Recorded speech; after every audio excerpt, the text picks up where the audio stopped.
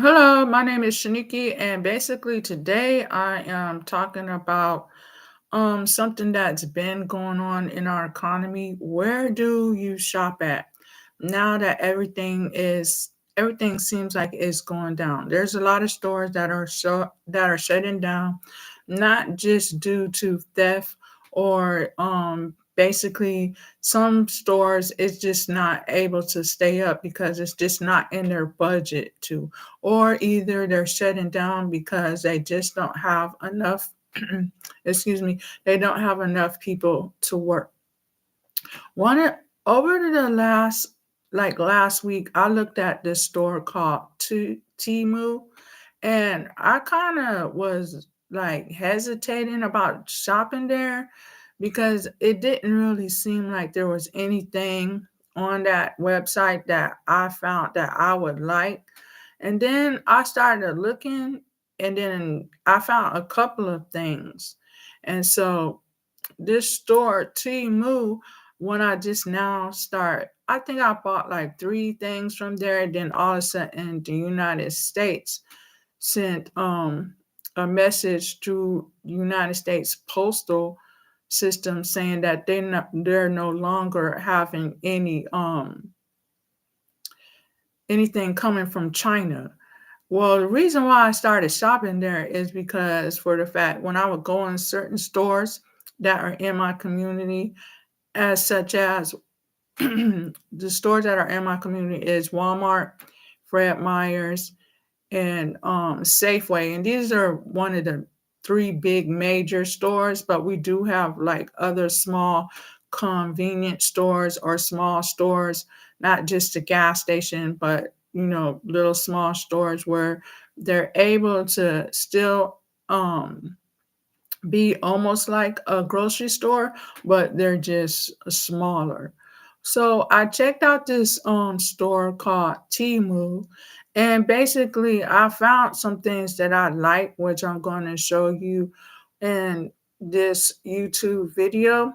But before you all go jump online to go to the store, just make sure that they're able to deliver, especially with the things that are going on in our economy. So I'm gonna show you some of the things that I have bought, especially right now where I would go in the store and there's nothing in there.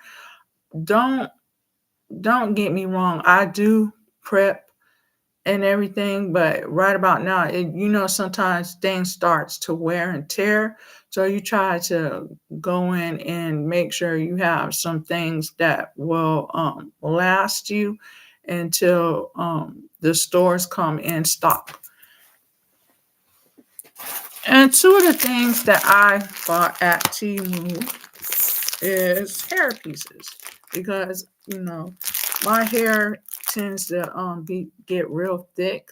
It doesn't matter if I cut it or whatever. If my hair is just thick, and so I bought some hair pieces that I bought from there.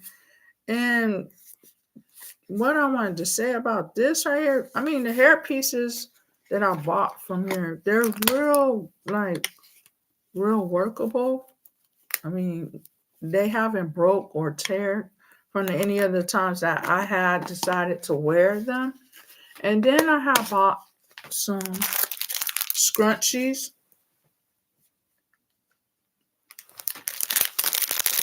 and they have all these different colors in there, which I wear. I have pink,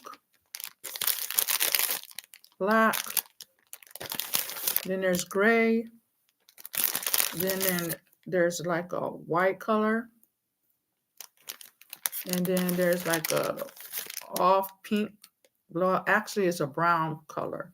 And so, what I'm trying to say is, in this situation, it's always good to stock up and have like a backup place whenever your neighborhood or your community stores tend to shut down for whatever reason, or they just don't, excuse me, or they just don't have it in their budget to stay open because they don't have um, the people to work at the store, or maybe they just want to shut down and move on and start on something else different.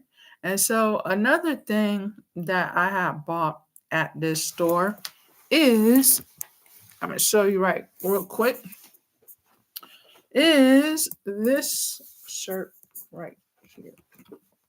I don't know if you can see that, but I have bought this shirt and I kind of like it. It's very different and I plan on keeping it. But like I said, our economy is in somewhat where I feel like it's not it really instability if you finding that there's not a lot of places to shop. But I can understand if you cutting back. But the main thing is to stock up regardless of what anybody says or where what environment that you live in, whether you on Section 8 or housing, you, especially people, individuals that are on Section 8 and housing, you the main ones that should also stock up too. Because when it comes to like assistance, you saying assistance isn't always going to be there. Okay. But I'm just saying all people should stock up because it get into the point where you go into the store and you're not finding anything, not even a pair of shoes that you might need to work. And I strongly advise this message to anybody who's receiving assistance or in housing. It doesn't matter what everybody out there says about you, saying, oh, you have a whole bunch of shoes, or oh, you have a whole bunch of this. Well, if you have a whole bunch of shoes and a whole bunch of this, that's telling you something. At least if those are for ones who ain't familiar with housing, like it doesn't matter if you on assistance or not, you can still get a job. You know, you can still have a job. You can still get a job. And so even when you have a job, try to focus on the things that you would need to help yourself. And that goes for Social Security individuals too. They can also go back to work. And so people in the economy, which I have noticed, were saying, "Oh, why are they having all these shoes? Why are they having all these clothes? Why are they having? Why are you worried about what clothes that are they wearing, and why are you worried about what car they're driving? As a matter of fact, stop discriminating. It seems like every time we turn around, you're discriminating on certain groups of how people are living. You're discriminating. To me, that's discrimination because you're sitting up there judging a person who's on assistance or receiving assistance and telling them what they should buy and what they shouldn't buy. If they're out there working and trying to get off assistance or in better housing or a better place to live, it shouldn't matter to you what they're doing as long as their money is able to go to for the things that they need and the things that they need to get off assistance or move away from low poverty areas or either housing. So the most thing that I have a problem with is that if you go to the store now, there's nothing in there. There's nothing in the stores. People stopped working, found other ways of gaining an income. But for those ones who still work a 9 to 5 or receiving assistance or any type of assistance, they still need those stores in their community, especially the ones that are on Social Security. So it doesn't matter what a person individual says. It's the point that what you said is basically what you said. So it's like what you mad because people on assistance or in housing or Section 8 or Social Security is starting to look better than upper class and middle class. Is that what you angry about? Then here's a suggestion to you: get out and work a little harder. People that's on Section 8 or in housing or in Social Security, you act like that's where they want to live at all their life. No, that's not where they want to live at all their life. They're not comfortable living there all their life. You make it sound like some people fall short, especially when they get in situations where they get in accidents on their job that get that they end up on Social Security or end up in a certain situation. So you just seem to like people out there. I heard what you were saying, and you get mad because like the individuals that receive public assistance or some type of assistance are doing better than you. I mean, why are you discriminating on that? It's something to think about. Do you want these people to rise up and do better, or you just want something to complain about and talk about and just say something about because you're in a certain situation and they're doing better than you? They're supposed to do better than you. It's a sign that we're not trying to be on Section 8. We're not trying to live in housing. We're not trying to be doing this all our life either. For those ones who are in that type of situation, we're not trying to be on Social Security all our life either.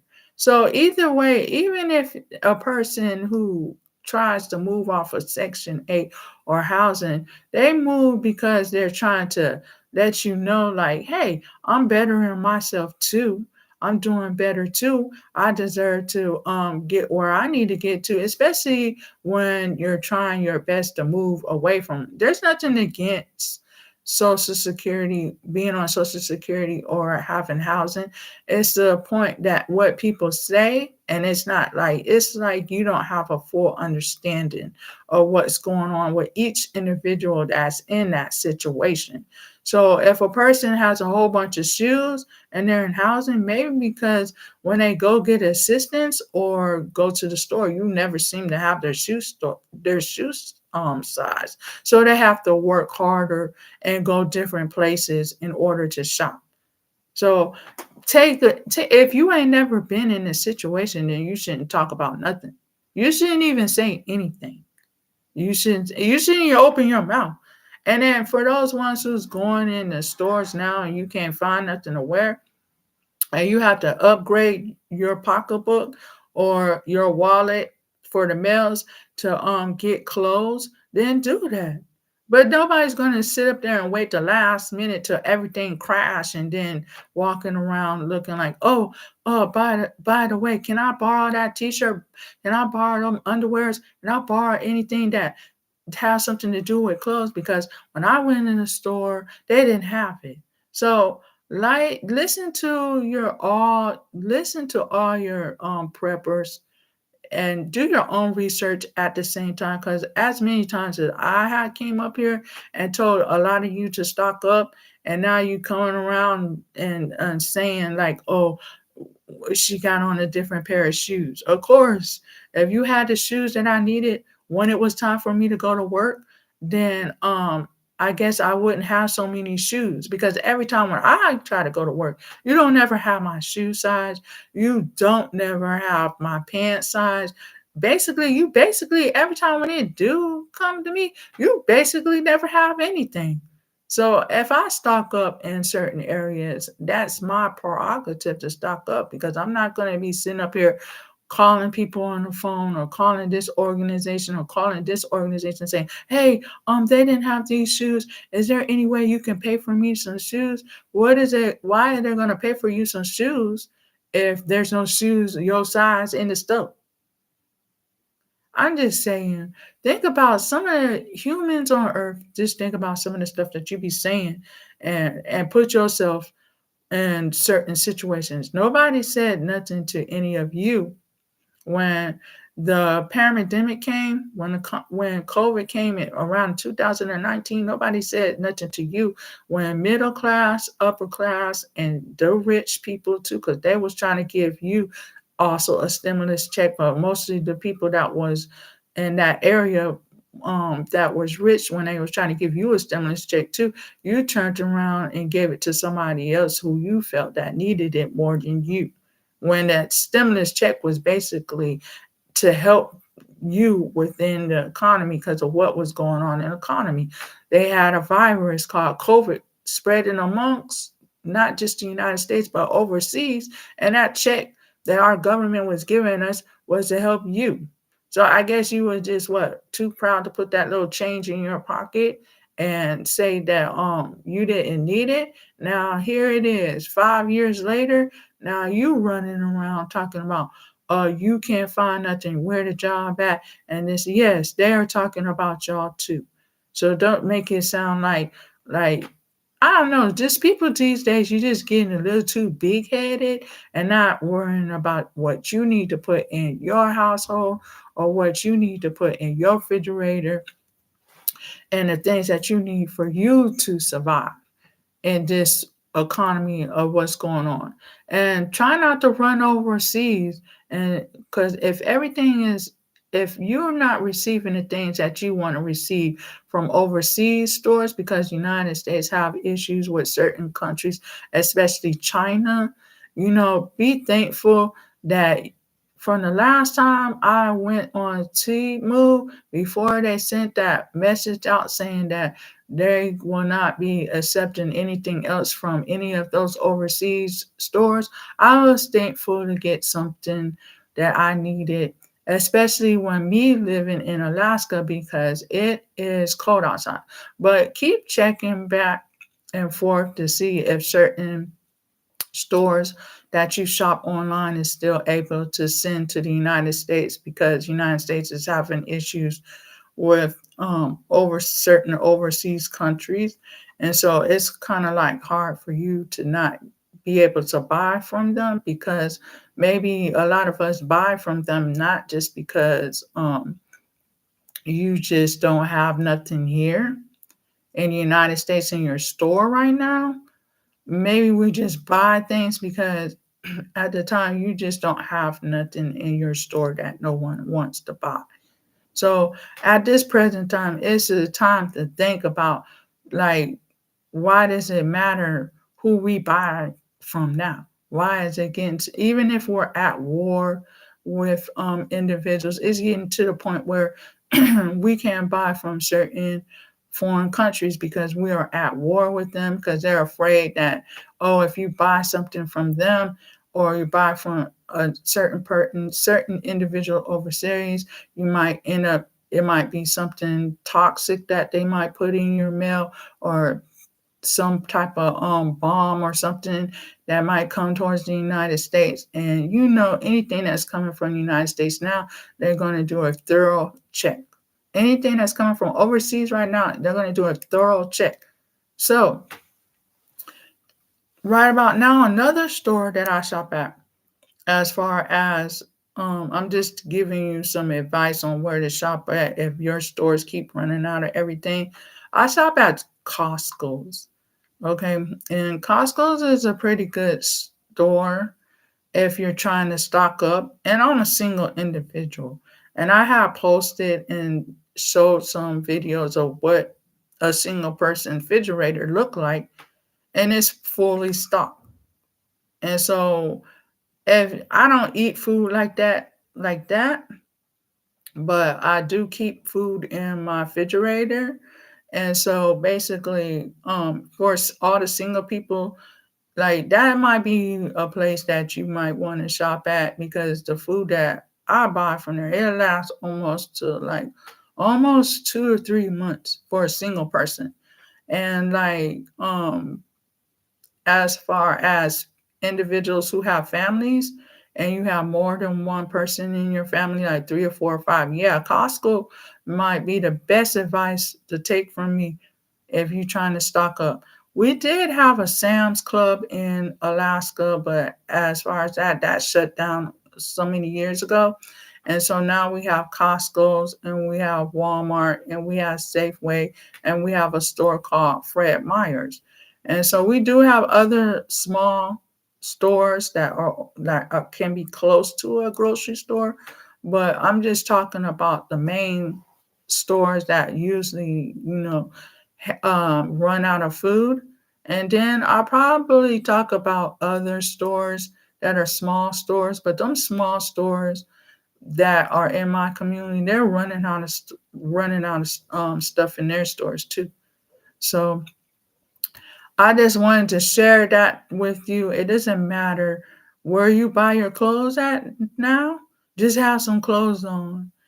Just have some clothes on wherever you go or wherever you hang at. And make sure you have some shoes on your feet, especially in Alaska because there's a lot of snow out there, and a lot of people um need to have shoes on, especially in Alaska, because even the best shoes can still cause a problem for your feet. It can get to the point where if you don't wear the right shoes when it comes to weather, your feet will freeze, become numb, and you might have to end up getting them and amputated, meaning removed. And it ain't the weather here in Alaska is really cold. So if this is not the place for you to be, then it's not the place for you to be. If you're a person who is anemic or sickle cell anemic, I strongly would not advise it to be here. But if you're able to survive, but it's going to get some times where where the cold can creep into your place of living.